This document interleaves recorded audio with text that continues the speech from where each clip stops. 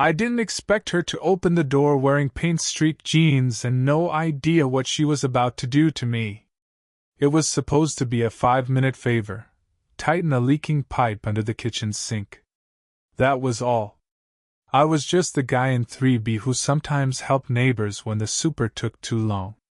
Nothing more. Then she opened the door. Marianne. Mid-40s, maybe 46. The kind of beautiful that doesn't ask for attention but gets it anyway. Her hair was pinned up, but loose strands framed her face.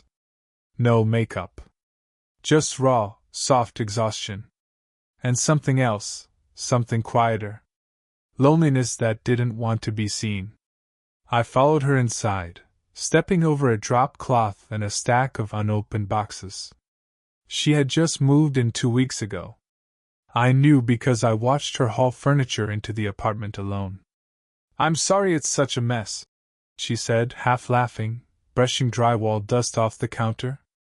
"I haven't had time to." "It's fine," I said, maybe too fast. "You're good."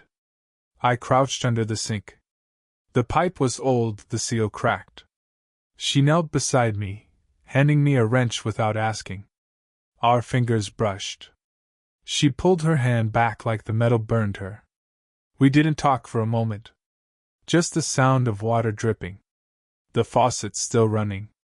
The kitchen light buzzing faintly overhead.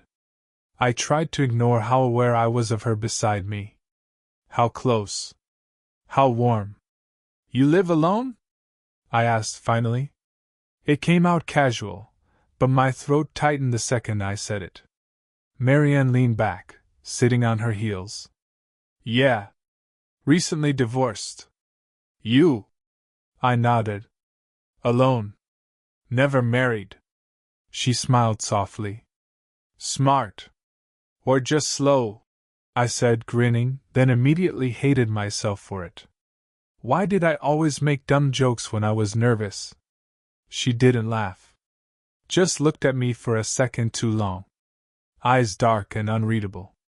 I tightened the seal, gave the pipe a final twist. Stood up, wiped my hands. "It's fixed. Should be okay now." "Thank you," she said, standing too. "Let me at least make you a coffee." I almost said no. I should have said no. But I didn't. We sat at the small round table by the window. The apartment was still half unpacked, but she had lit a candle. Something with sandalwood. The smell settled between us, warm and grounding. She poured the coffee, hands steady. Mine shook slightly when I lifted the cup. "You remind me of someone," she said quietly, eyes focused on the steam rising between us. "Who?" She hesitated. "Someone I used to know. Before everything got complicated." I didn't ask what that meant. I didn't want to make it about her past. But then she looked at me again, really looked. Her eyes weren't unreadable anymore. They were clear, open, and terrifying. "I shouldn't say this," she murmured, almost to herself. "But it's been a long time since someone sat across from me and didn't look through me." I swallowed. My chest felt tight. "I see you." It came out lower than I meant. Maybe too honest. Silence fell. Then, without warning, the power flickered, lights dimming for just a second. Enough to shift the air. She reached to steady her coffee. I reached too. Our hands touched again. But this time, neither of us pulled away. There was nothing special about that touch. Not really. Just two hands meeting over a warm mug of coffee. But it lingered. And that was the problem. I should have pulled away. Should have said something dumb like, "Well, I'd better get going." But I didn't. I stayed. Still holding the mug, still looking at her like I hadn't been thinking about her since she moved in. Her hand was still on mine. She must have noticed. Her fingers twitched slightly, like she meant to move, but didn't. Instead, she exhaled and leaned back in her chair. "Sorry," she said softly. I forget what it feels like to have someone in my space. I wanted to say, it doesn't bother me, but that would have been a lie. It did bother me. Not in a bad way, in the way standing near the edge of something always does. Your ex, I said, then immediately regretted it.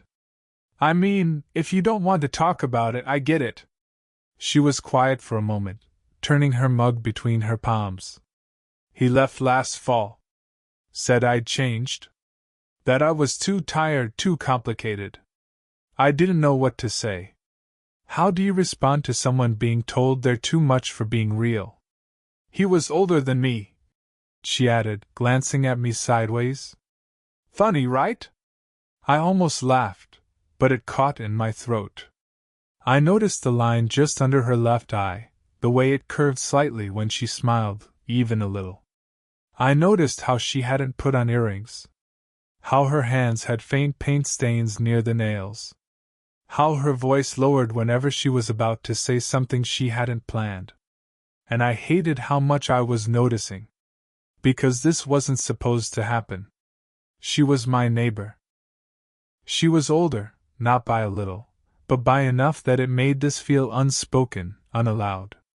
And still I sat there like I couldn't remember where else I was supposed to be. You don't talk much, she said, watching me. I smiled, eyes dropping. You'd be surprised. Her smile was small, private. You remind me of the person I wanted to be with. Before I married the man I thought I should be with. That landed hard. Somewhere in my chest, below my ribs. Then she stood up slowly and moved to the sink, her back to me. Can I ask you something? Yeah. She turned halfway, her hand gripping the edge of the counter. Would it be weird if I asked you to stay a little longer? I haven't really talked to anyone in weeks. Not like this. My throat tightened. I stood without thinking. Sure, I said, voice lower than I meant. She nodded, brushing past me to clear the cups. As she did, her fingers grazed my arm, slow, intentional, but still pretending not to be. Neither of us said anything about it. But I knew exactly what it meant. We didn't sit back down. Instead, we hovered, her near the sink, me standing awkwardly by the tiny round table, like if we didn't move too fast, nothing would get broken. She rinsed the cup slowly, like she needed the sound of running water to fill the silence between us. Then she turned, drying her hands on a dish towel. You're quiet again. I smiled, but it didn't reach my eyes. I don't want to say something I shouldn't. She tilted her head slightly. What does that mean? I didn't answer. I couldn't. I wanted to tell her that I'd thought about her every time I passed her door. That I noticed her light stayed on late. That I slowed down near her mailbox for no reason. But those weren't things you say out loud. Not when the woman in front of you is 15 years older and still healing from a wreck you didn't cause. She stepped closer. It's okay if you say something wrong, she said, voice low, nearly a whisper. I'm used to people not knowing how to talk to me. My chest tightened. That's not it.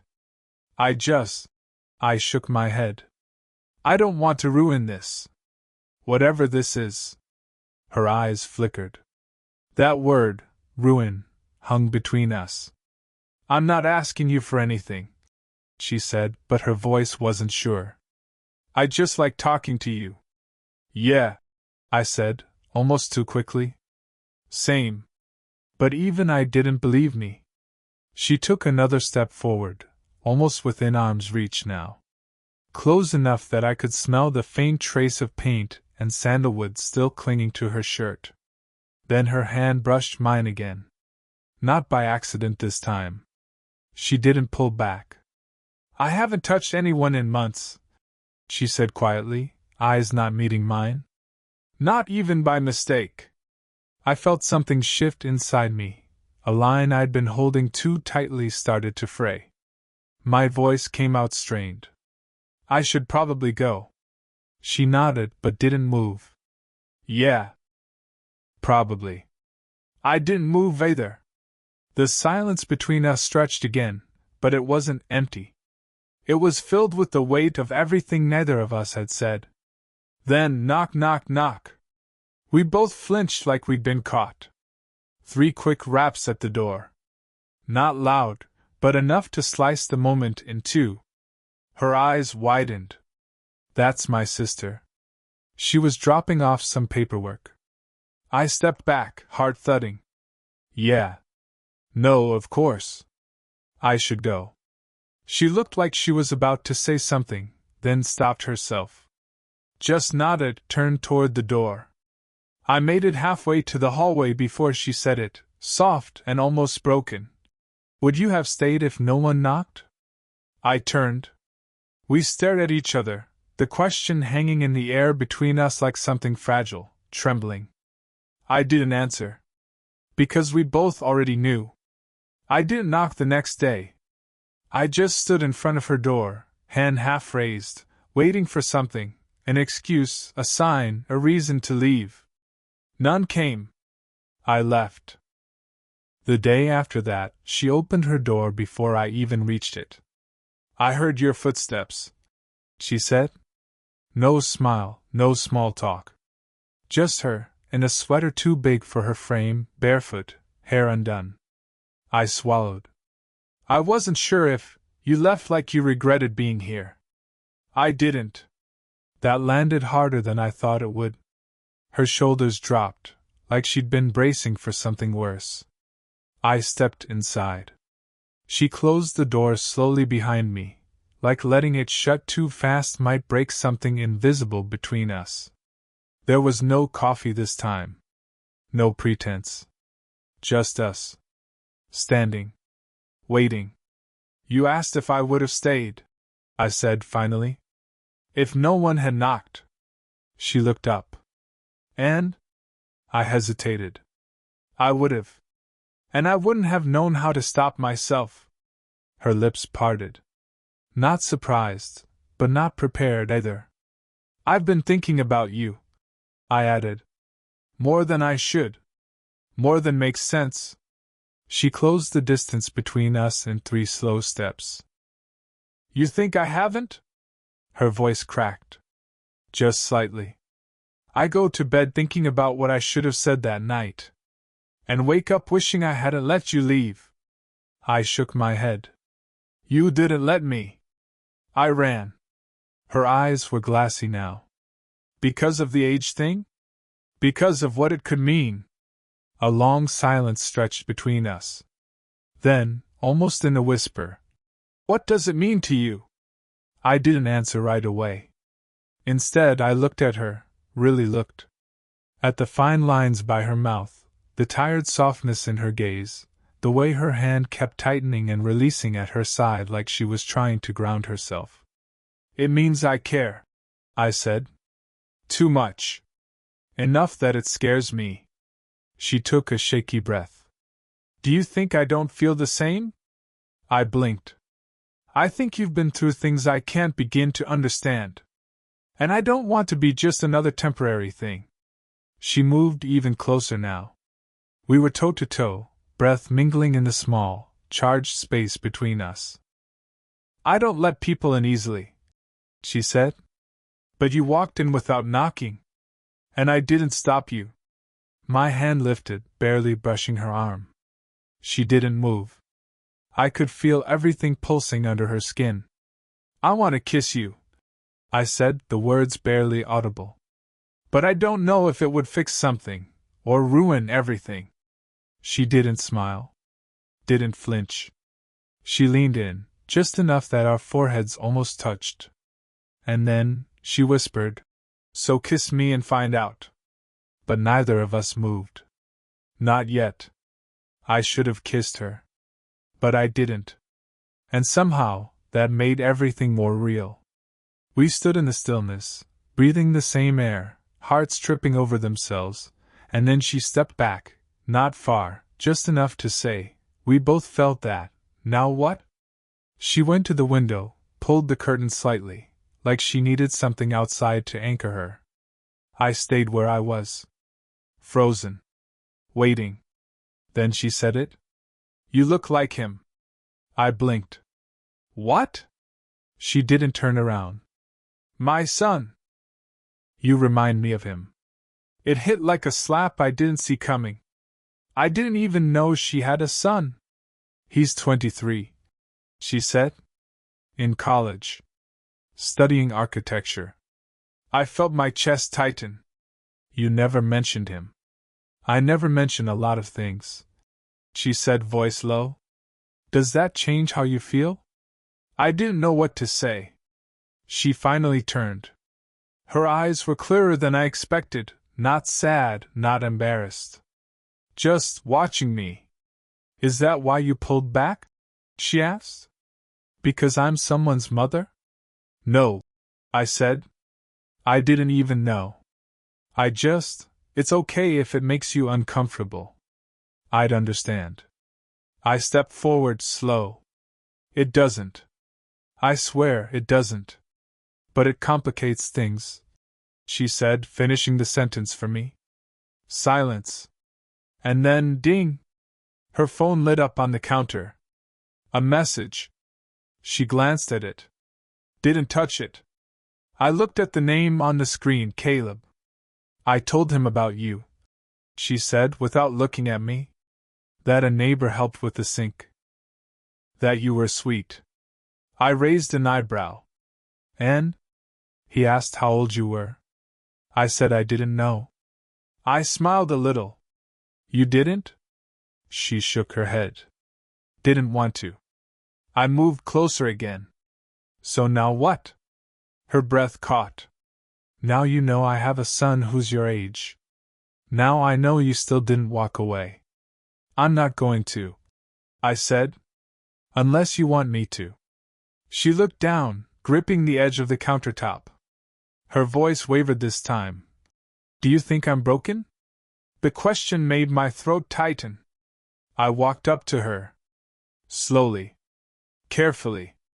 Until we were inches apart again. I think you're surviving, I said. And that's not the same thing. She closed her eyes.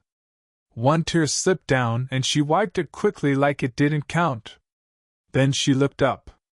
Why does this feel like the first honest thing in years? I didn't answer.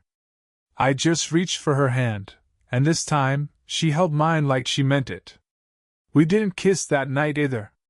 Not because we didn't want to. But because it would have been too easy, and we weren't easy people.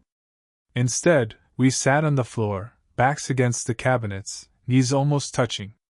The candle burned low on the table. Her phone buzzed twice more. She ignored it. She told me about her son, Caleb. How he stayed with his dad after the divorce. How their calls were polite but distant. He loves me, she said. But he doesn't really know me anymore. I told her how I grew up fast. Mom gone early. Dad checked out. How being young never meant being carefree. That was the first time I saw her cry. Not the dramatic kind, just soft, quiet tears she didn't wipe away. Why are you looking at me like that? She asked eventually. I didn't even realize I was. Like what? Like I'm worth something. I blinked. Because you are. She smiled, but it shook a little. You're too young to know the difference between wanting someone and needing them. Maybe, I said. But I know I'm here. I know I didn't walk away. She didn't say anything for a while. The silence didn't feel empty anymore. It felt like space we trusted. Then she whispered, if this was just a moment, if it ended tonight, would it still mean something to you? I looked at her. It already does. She turned her face away, biting the inside of her cheek. I don't want to be someone you grow out of. You're not, I said, firmer this time. You're someone I keep growing toward. That broke something in her. She leaned into me, slow, uncertain, and I let her. Our shoulders touched. Her head rested lightly against mine. I don't have answers, she said. I'm not asking for any, I replied. We stayed there like that for what felt like hours. Not touching too much. Not saying too much. Just being. And maybe that's what love is, when it's real, when it's raw. Not the big declarations. Just two people choosing not to leave the room. She looked at me finally, eyes rimmed pink, voice almost a breath. If I asked you to stay tonight, not for anything, just to be here, would that be okay? I nodded. Yeah. I'd like that. She stood, reached out her hand. I took it. We walked down the hallway, past the half-unpacked boxes, past the flickering candle, into a quiet room with too much space and not enough history. She didn't close the door behind us. I didn't sleep that night. I lay next to her on top of the covers, fully dressed, listening to the soft rhythm of her breath. It wasn't a romantic moment. It wasn't even about desire anymore. It was peace. The kind that sneaks up on you when everything else has gone quiet. Morning came slow. Light poured through the curtainless window, catching the edge of the half-unpacked boxes. She stirred before I did, blinking at the ceiling, arms folded across her chest like she wasn't sure if she'd dreamt the whole thing. I thought you'd leave before I woke up, she said. I didn't want to. She turned her head toward me. I'm not used to people staying. You'll have to get used to me then. She smiled, tired, cautious, but real. The weeks that followed weren't simple. Her son called again. She told him about me, not everything, just that we'd grown close. He asked if I was serious.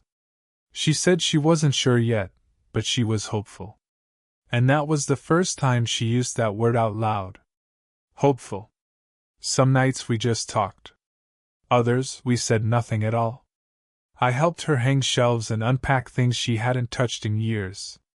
We fought once, not about anything big, just fear disguised as frustration. But we didn't run. Either of us. And slowly, we stopped counting the age between us. It didn't shrink. It just stopped mattering. She painted again, not for work, just for herself. I found her in the living room one afternoon, barefoot, brush in hand, music playing low. She looked up at me, face streaked with color, and laughed like the world had finally let go of her shoulders. You look happy, I said. I am, she replied. And scared. Me too. She walked over, paint on her cheek, fingers stained blue. She touched my chest, right over the heart. I'm not a second chance, she whispered. I'm a beginning. I know. And I meant it. In the end, nothing dramatic happened. No grand gestures. No dramatic ultimatums. Just two people who didn't think they'd find something like this, and did. Not because it was easy, but because it was true. We still sit at that tiny round table sometimes, even after everything's changed. She drinks coffee, I steal sips. We don't talk about labels, or timelines, or how people might look at us. We just exist, in a space we built together, one slow, uncertain, beautiful moment at a time. Did you enjoy the story? What kind of stories would you like to hear next? Forbidden love, slow burn romance, emotional reunions, or something totally unexpected? Tell me in the comments. I'm listening. Speech Balloon Red Heart.